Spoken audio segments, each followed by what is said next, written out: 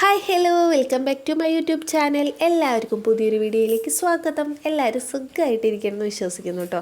ഇന്നാണ് glucose test പറഞ്ഞേക്കണത്. അതുകൊണ്ട് നേരത്തെ ഹോസ്പിറ്റലിലേക്ക് എത്താൻ പറഞ്ഞിട്ടുണ്ടായിരുന്നു. അതായത് ഒരു 7:30 ആകുമ്പോഴത്തേക്കും എത്തണമെന്ന് പറഞ്ഞിട്ടുണ്ടായിരുന്നു. ഞങ്ങൾ അപ്പോൾ 7 മണി ആയപ്പോഴത്തേക്കും റെഡിയായി വീട്ടിൽ നിന്ന് ഇറങ്ങാൻ നിൽക്കുകയാണ്. രാവിലെ ആയതുകൊണ്ട് തന്നെ ചെറിയ രീതിയിലുള്ളൊരു മഞ്ഞ് കൊഴിച്ചിലൊക്കെ ഉണ്ട്. വാവാച്ചിനെ കൊണ്ടുപോകണ്ടെന്നാണ് വിചാരിച്ചിരുന്നത്. പക്ഷേ അവൾക്ക് 2-3 ദിവസമായിട്ട് നല്ല രീതിയിൽ പല്ലുവേദന ഉണ്ടായിരുന്നു. കാരണം വേറെ നല്ല പുഴുപ്പല്ല് വന്നു തുടങ്ങിയിട്ടുണ്ട് ഗൈസ്. അത്രയും മിഠായി തിന്ന് കൂട്ടുന്നുണ്ട് കേട്ടോ. അപ്പോൾ അതിൻ്റെ എങ്ങാണ്ടാണെന്ന് തോന്നുന്നു. അപ്പോൾ ഇന്ന് എന്തായാലും അവൾക്ക് എക്സാം ഇല്ല, പരീക്ഷയൊക്കെ തുടങ്ങിയേക്കാണ്. ഇന്ന് ക്ലാസ് ആണുള്ളത്. അപ്പോൾ അവളെയും കൊണ്ടുപോകാമെന്ന് വിചാരിച്ചു. അവളെയും ഡോക്ടറെ കാണിക്കാമല്ലോ. അങ്ങനെ ദേ നമ്മുടെ ഹോസ്പിറ്റലിൽ എത്തിയിട്ടുണ്ട്. വാവാച്ചി വിചാരിച്ചത് അവളെ കാണിക്കാനാണ് ഫസ്റ്റ് വന്നേക്കണം എന്നാണ് കേട്ടോ. അതുകൊണ്ടാണ് ആ മുഖമൊക്കെ ഇങ്ങനെ ചുക്കി ചുളിഞ്ഞിരിക്കണത്. വേഗം ഞങ്ങൾ റിസപ്ഷനിൽ പോയി ഫയലൊക്കെ എടുത്തു. ഞാൻ വേഗം ലാബിൽ ചെന്നിട്ട് ടെസ്റ്റിന് വേണ്ട കാര്യങ്ങളൊക്കെ ചെയ്തു കേട്ടോ. അപ്പോഴത്തേക്കും വാവാച്ചിക്ക് വിശക്കുന്നു എന്ന് പറഞ്ഞാലും കൊണ്ട് അച്ഛനും മോളും കൂടി കടയ്ക്ക് പോവുകയാണ്. രാവിലെ ഒന്നും കഴിക്കാണ്ടാണ് വീട്ടിൽ നിന്ന് ഇറങ്ങിയത്. എനിക്ക് പിന്നെ ഒന്നും കഴിക്കാൻ പറ്റില്ലല്ലോ.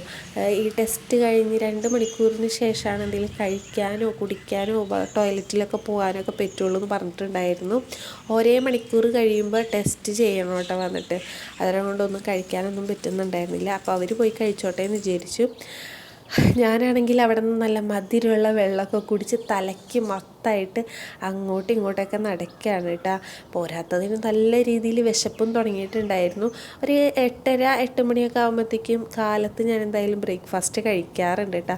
ആ സമയമൊക്കെ കഴിഞ്ഞ് പോയി ഗൈസ്.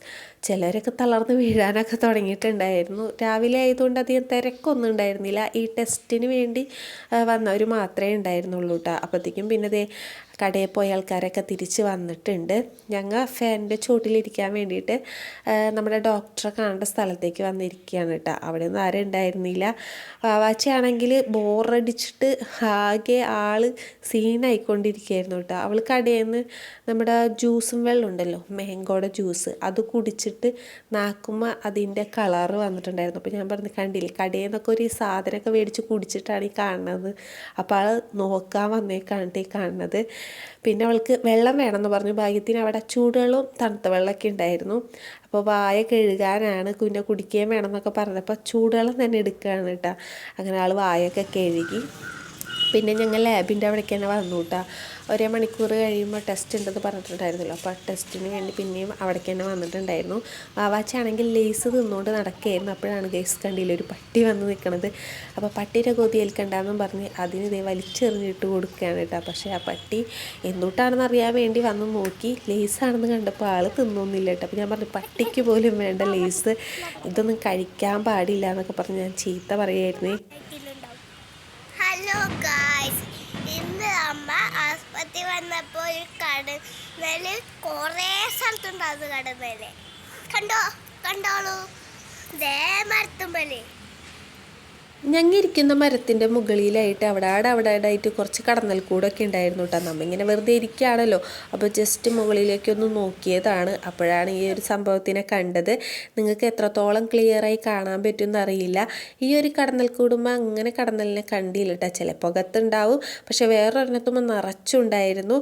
മറ്റുള്ള മരങ്ങളിലും ഇതേപോലെ ഉണ്ടാവും. ഞങ്ങൾ വേറെ മരത്തുമ്മയ്ക്കൊന്നും നോക്കിയില്ല കേട്ടോ. ഇവർ പിന്നെ നമ്മളെ ഉപദ്രവിക്കാൻ വന്നില്ല, തിരിച്ച് നമ്മളും അവരെ ഉപദ്രവിക്കാൻ ചെല്ലാത്തതുകൊണ്ടായിരിക്കാം. അവർക്കും ജീവിക്കണമല്ലോ. വാവാച്ചിക്കാണെങ്കിൽ കടന്നൽ കൂട്ടിൽ നിന്ന് തേൻ വേണമെന്നും പറഞ്ഞിട്ടായിരുന്നു കേട്ടോ അടുത്ത യുദ്ധം ഉണ്ടായിരുന്നത്.